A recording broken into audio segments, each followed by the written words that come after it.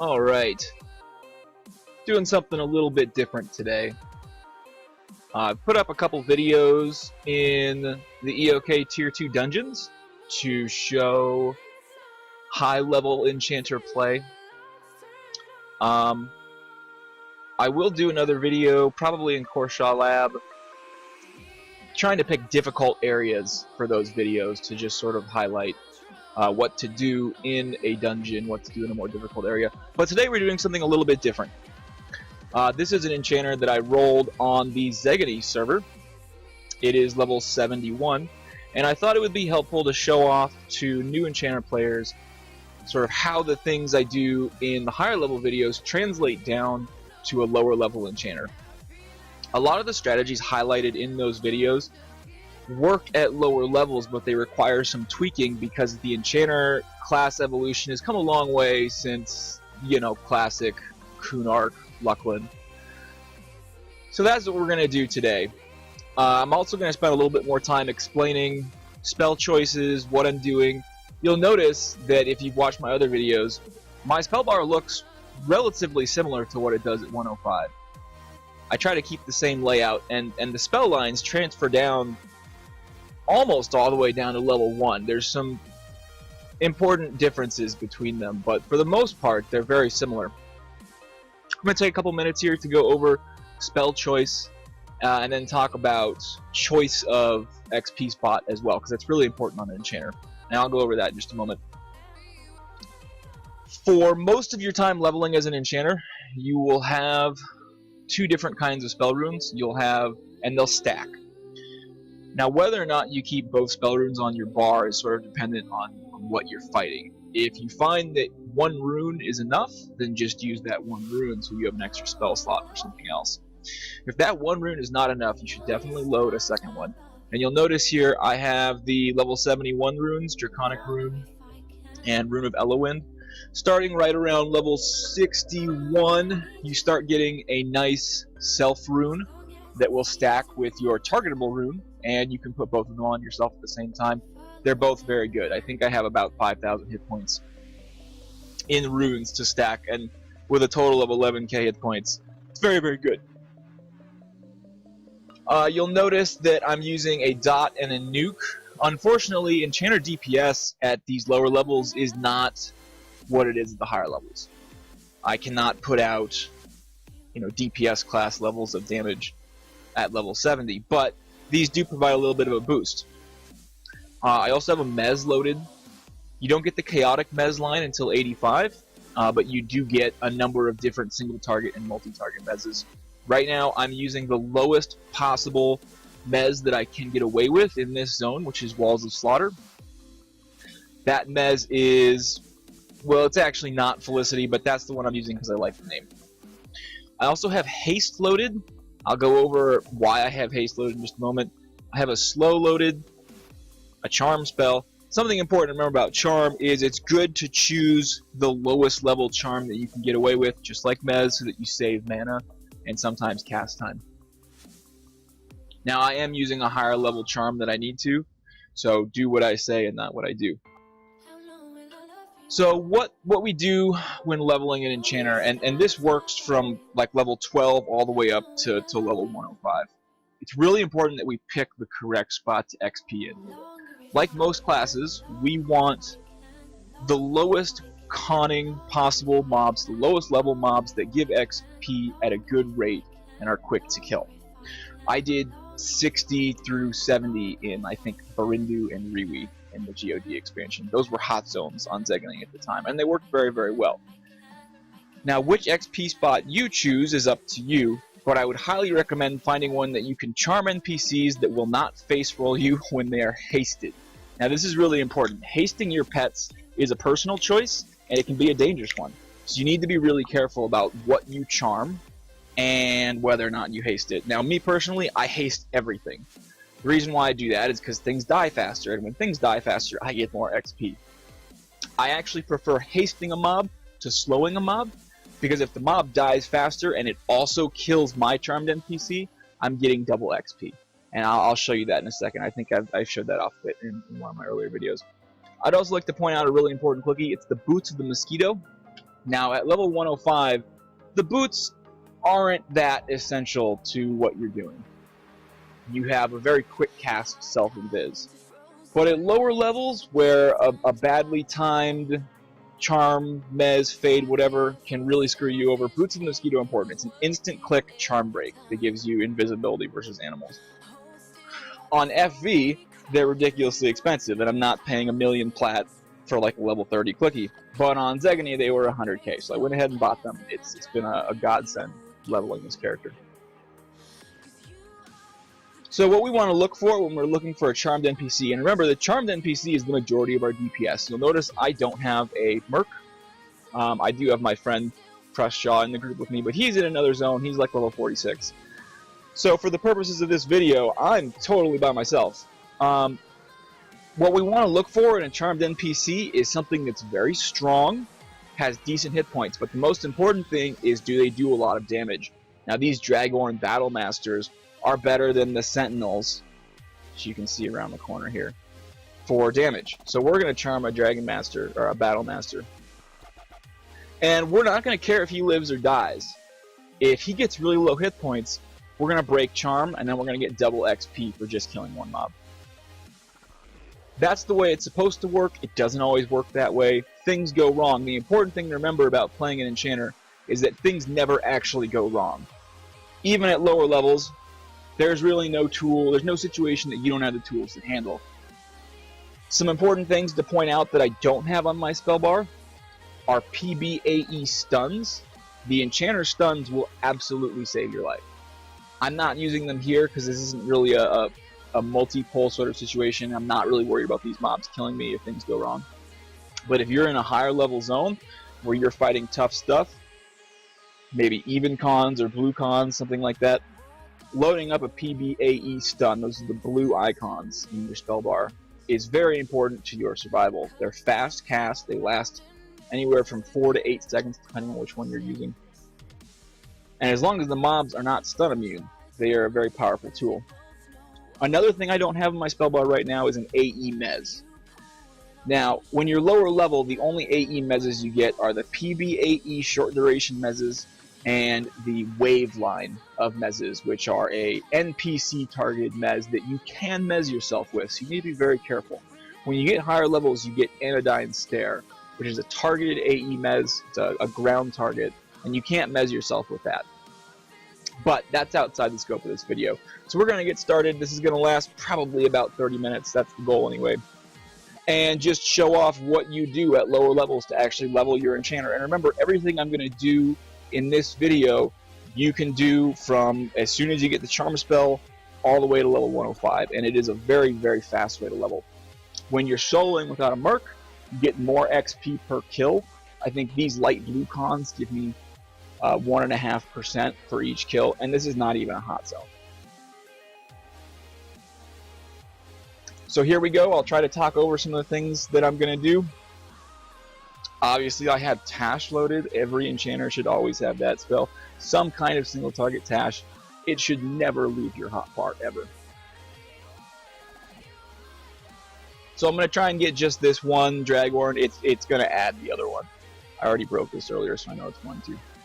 In a situation like this, where you know you're going to get 2, it's okay to just mez the second one. Now that's out of the fight, don't have to worry about them.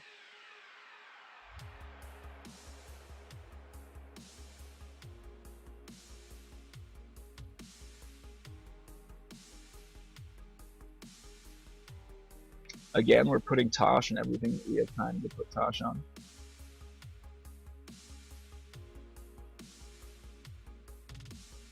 Now, it's really good to have some kind of clicky to break charm with. I'm not going to talk about which ones those are in this video, but there's a number of just really low damage, single target dots or nukes, nuke clickies that are on an unlimited charge sort of deal that will really help you to break mez when you need to break it.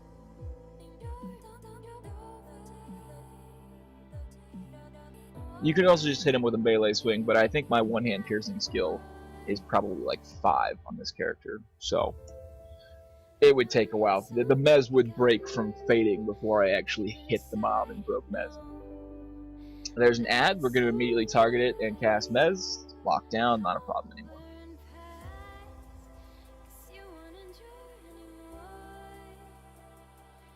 So this nuke that I have loaded, we're going to cast this a little bit to sort of help out our dying charmed NPC.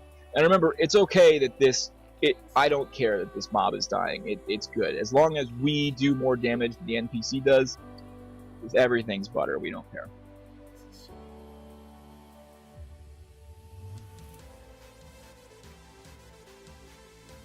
Now at higher levels, you won't have to haste your pet.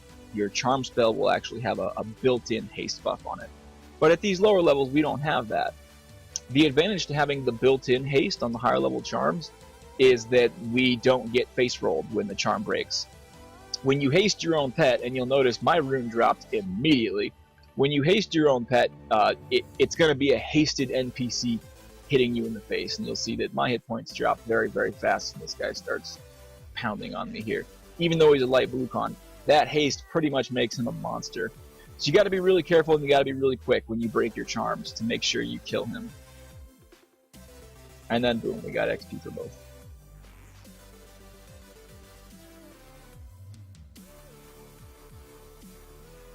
This is going to be our new charmed NPC. I'm not going to bother breaking charm on this guy. I'd rather play it safe, not have to use a bunch of mana with recasts and stuff. So instead, we're just going to charm him. The Mez will fade and we'll be good to go.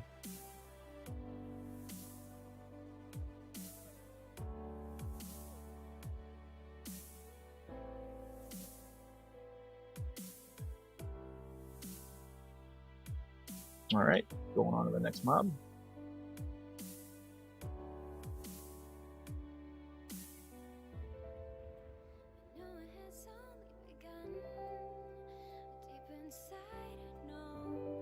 Gotta be careful when you sit down. At lower levels, sit aggro is a serious issue. Just be aware that right after the pull comes in, if you sit down immediately, you're probably going to get aggro and you're probably going to get smashed in the face. The dot that I'm using on this mob is Mind Shattered. It's a dot plus mana regen recourse.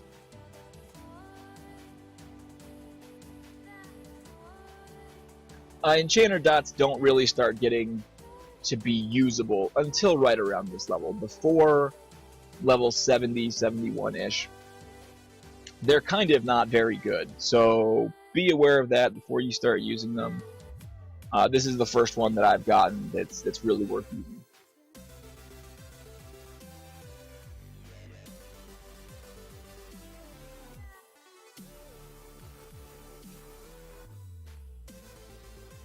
So what we're going to do here is break this charm. We're then going to mez it and charm a new NPC.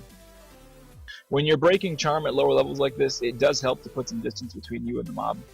For example, I put this mob on guard. We're actually going to go over here so we've got a little bit more room.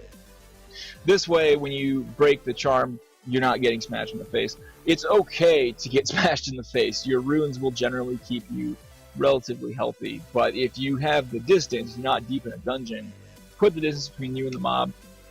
Well, it's summoned, so it doesn't matter. That way, when it runs to come get you, you got some time to sort of sit on it and make sure you don't get killed. So we're going to grab that sentinel over there. Remember, Tosh. Always Tosh your pets. Forgot to mention that. Every time you charm an NPC, every 6 seconds there is a resist check. Charm checks resist against the mob's magic resist, and if that check succeeds, they break your charm. So anything you can do to lower that mob's magic resistance, you should be doing so that you don't get as many charm breaks. When you get higher levels, it's also important to make sure you block any kind of cure spells on your charmed NPCs, on your block pet buffs list, which you can do like this. EQ button, character, blocked pet buffs. And then you just type in the spell name or the spell ID and boom, your Merc will stop casting cures. If your Merc casts cures like the renewal line of spells or the reformation line of spells, it will cure Tosh and you'll get a lot of charm breaks.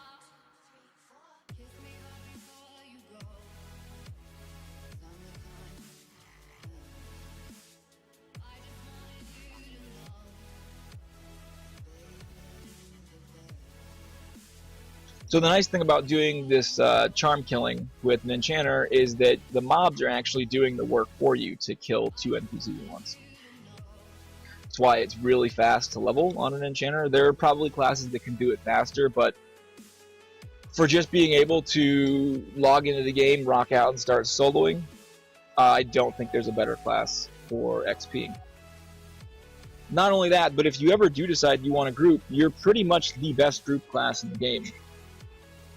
I don't think that there's any group makeup that doesn't benefit from having an Enchanter.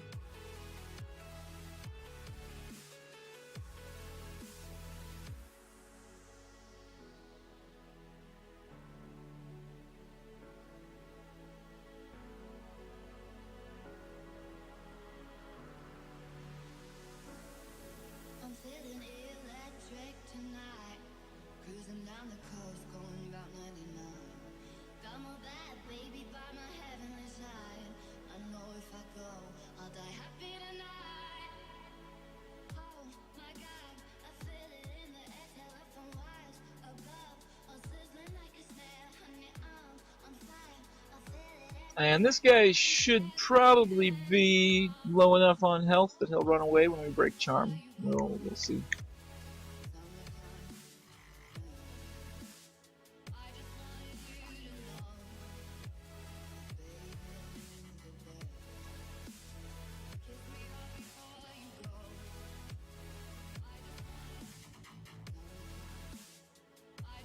Yep, there he goes. So just an easy nuke to get rid of this guy. Well, couple. Oh, got a crit. There we go. And we can move on to our next couple mobs. Always remember to refresh your rune if you get hit. That transfers from level 1 all the way up to level 105.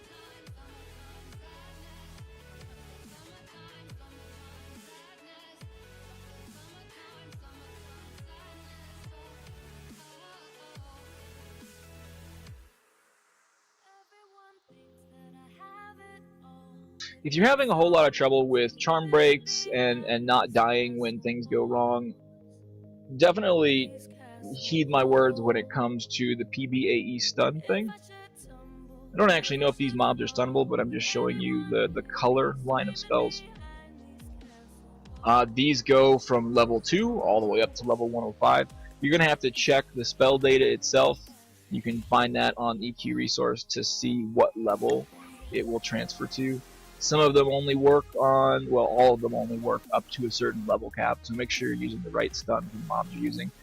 And again, as with all the other Enchanter spells that are level dependent, be aware that using the lowest level spell possible is always best so that you save mana.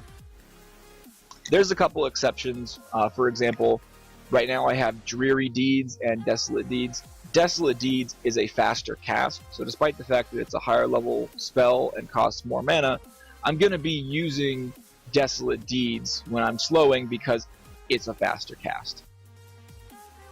It's always important on any class, regardless of what you're playing, and this is a pro EQ tip that I think a lot of people overlook. Research your spells, look into what they actually do, and if you've got questions, find somebody on your server who knows that stuff, and don't hesitate to ask them. Oh boy. Don't hesitate to ask people for help. I know very few players who are opposed to teaching newer players or to answer their questions. And it's better to... There's no such thing as a stupid question except ones that are left unasked. That's my opinion. I run a very casual guild on test where people have all kinds of questions that they might think are stupid or are noobish or whatever. But if they don't ask them, they're never going to learn. It's better to ask than to just not know and be bad or whatever you want to call it.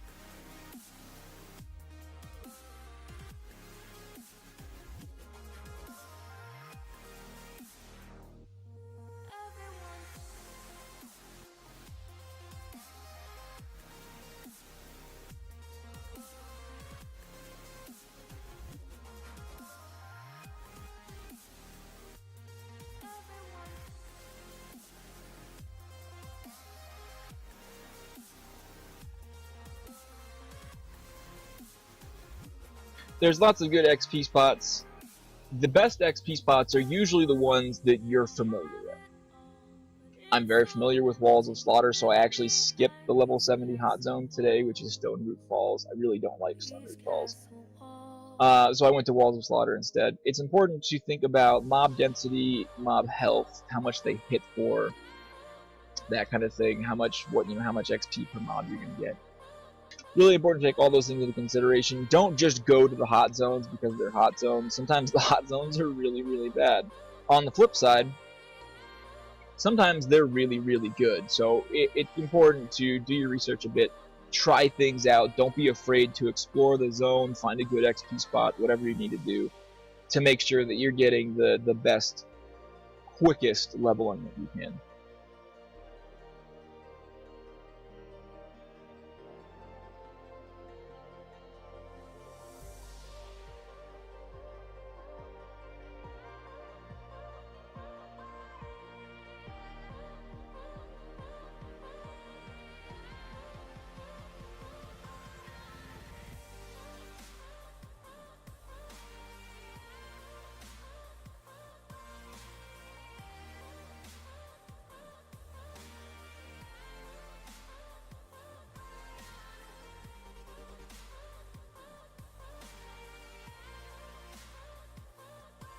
And try not to let the mob kill your NPC before you do. Probably should have broke charm on that, but whatever, it happens. It takes a little bit of practice to get used to this. Whether you're starting with a heroic character or rolling from level 1 like I did, keep in mind, don't get down on yourself when you don't get it the first time. I would rate myself as a pretty good enchanter at level 105. And it'd been a long time since I'd ever done any of this mid-level leveling without some kind of power level. And it did take me a while to sort of relearn how all this works at lower levels. So bear in mind that, it may take you a while to get up to speed to where you're killing at a respectable pace. Don't let that discourage you. You've got a lot of stuff to look forward to as an enchanter, and the further along you go, the more you level, the easier life. And then obviously once you hit level 105, it's pretty much God mode once you know what you're doing. The Enchanter class is in a really good place right now. Realistically, the Enchanter class has been in a good place since EQ began, since its classic release in 1999. There really isn't a point in EQ where a really good Enchanter couldn't find a niche for themselves, whether it was soloing or grouping, even during POP and GOD and on and on. The Enchanter class has always been in a very good place. It waxes and wanes, obviously. Sometimes it's more powerful, sometimes it's less powerful. But I feel like whoever, for whatever grace of God or whatever deity you have in the worship, or non-deity, agnosticism, whatever, the Enchanter class has always had some kind of guardian angel watching over it with Daybreak and Harant and SOE. And I think a lot of that centers around something I've talked about before, is the Enchanter power base, which comes from control. The fact that there's no situation you can't get a wrangle on, you can't get a handle on, sort of makes it that a good class just for that reason. This is bad. Those untimely charm breaks when you're waxing philosophical in your class.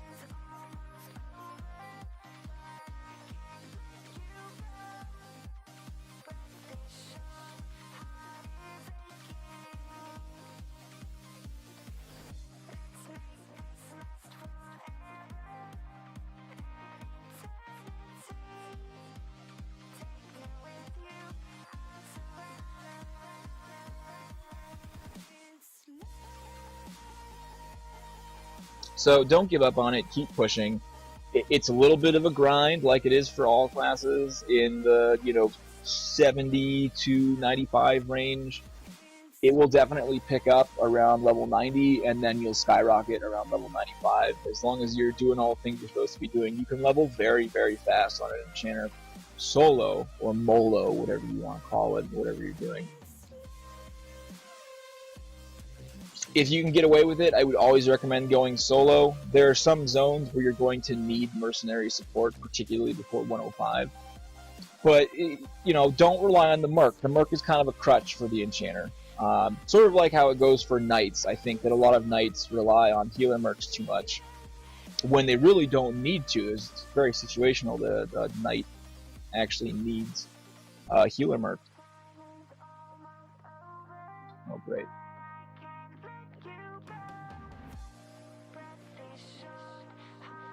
So don't rely on the Merc too much. Remember that the Merc really is just a buffer between you and death. And if you don't need that buffer, then leave it at the door, because you get much better XP without it. That's true whether you're doing AA XP or whether you're grinding out levels.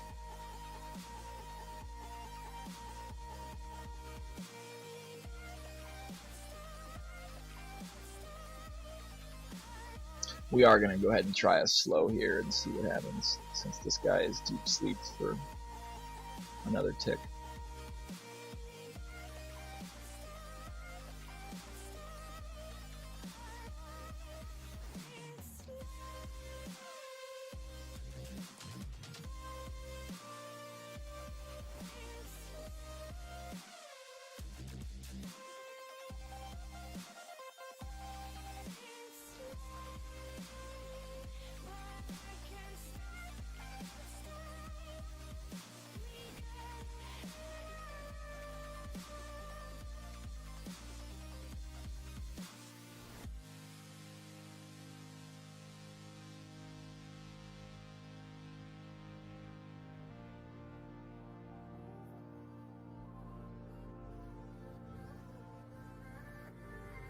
So slowing the mob, whether or not you slow it, is going to really depend on how much damage the mob is doing and whether or not you're attached to whatever your charmed NPC is. Again, I greatly prefer not slowing mobs if I can get away with it. Right now, I'm not going to get away with not slowing this mob. I'm actually going to nuke it a whole bunch too, so that it dies before my NPC drops.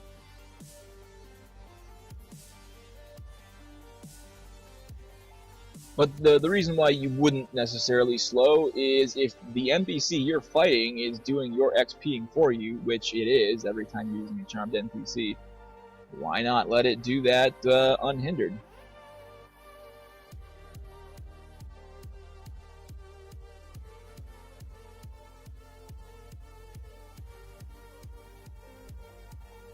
As you can see, my friend Crushjaws is sick. And instead of resting, like his wife is telling him to, he's playing EQ, which sounds like rest to me. I don't see what the problem is. So we're going to go ahead and, well, what we're going to do first is try and blur this Draghorn Sentinel so that this guy actually runs away.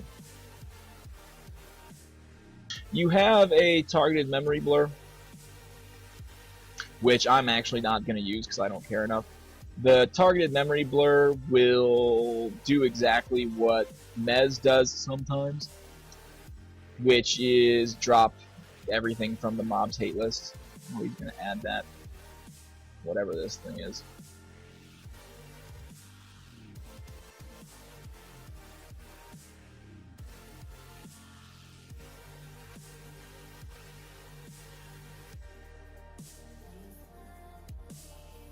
This is about to get really bad. Oh, there we go. Alright, we're safe. So again, that's the kind of situation that would probably wipe, maybe even a group, maybe not at 71, but would probably wipe a duo or a trio. And as long as you're aware of what's going on, as long as you pay attention, and as long as you're on top of everything, you're gonna be okay.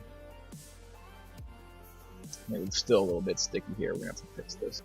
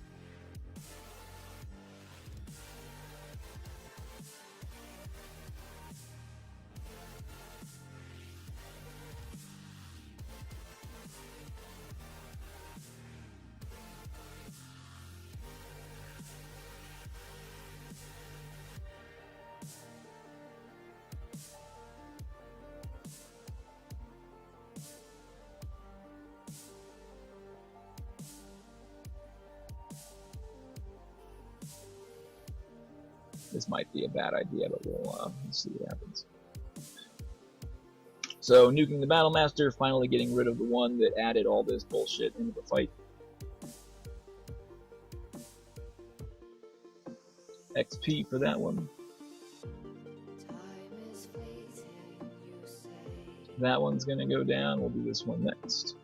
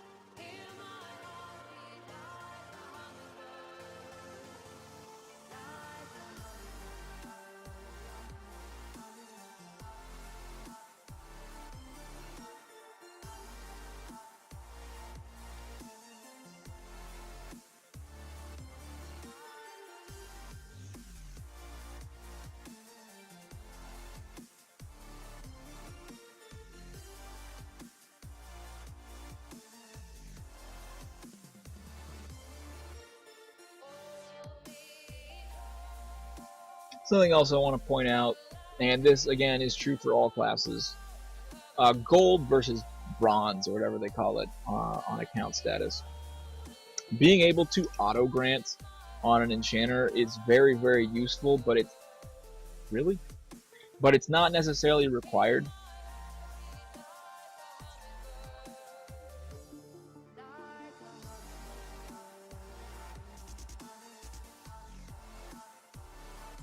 You can absolutely level an enchanter just like this, even without any auto grant AAs. But you're definitely going to have a harder time. There's a lot of really useful stuff, cooldowns and crit abilities and stuff like that you're just not going to have access to if you're free to play. And also, if you've been playing the game for a while, support Daybreak. I really hate sounding like I'm advertising for them, but, you know, they put a lot of time and effort into the game. And if you enjoy playing it, speak with your dollars and subscribe. Or get Chrono, whatever. So we're going to kill probably one more mob, and I think that'll be the end of this video. I hope this helped some of you that stumble across this on your quest to become a good enchanter, a master of the mind, whatever you want to call it. I hope you are able to level up a little bit and get to where you want to be without too much trouble.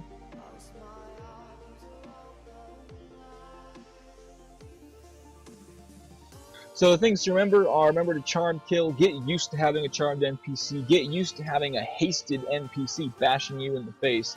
You don't have to use haste, but it's definitely the smarter choice, I think. It's the more dangerous choice, but the risk versus reward is worth it. Remember to have up all your runes. That is super important at all levels. Fit your spell set to the encounters that you're fighting, and make sure to pick a good zone. Make sure to pick a zone that's charmable. You can't really solo on an enchanter at this level if you can't find a charmed NPC, so it's really important to pick the right zone.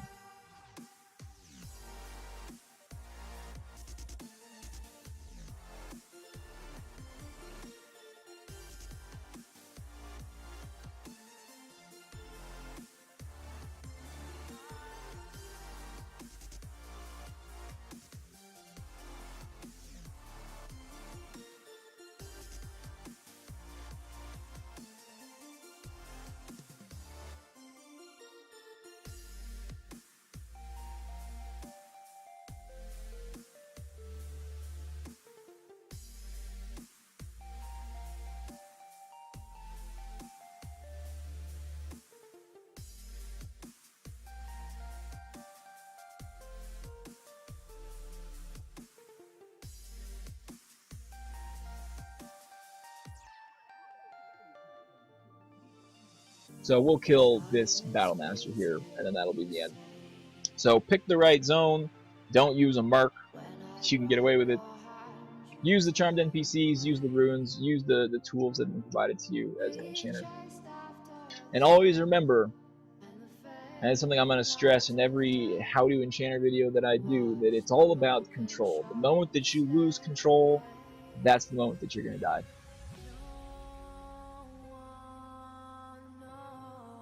If you've got any questions, you can find me on Furionavai at Got Charm. There is no S at the end of Got Charm. On Xegony, Got Charms, or on the test server, also Got Charms. Shameless plug here, Primal Brood is now working their way through TBM content on the Everquest test server. You get free gold access accounts on test.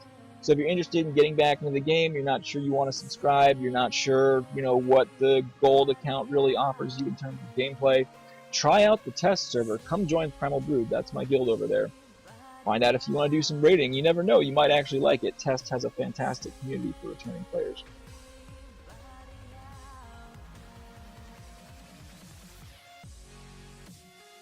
And that's all I've got for today.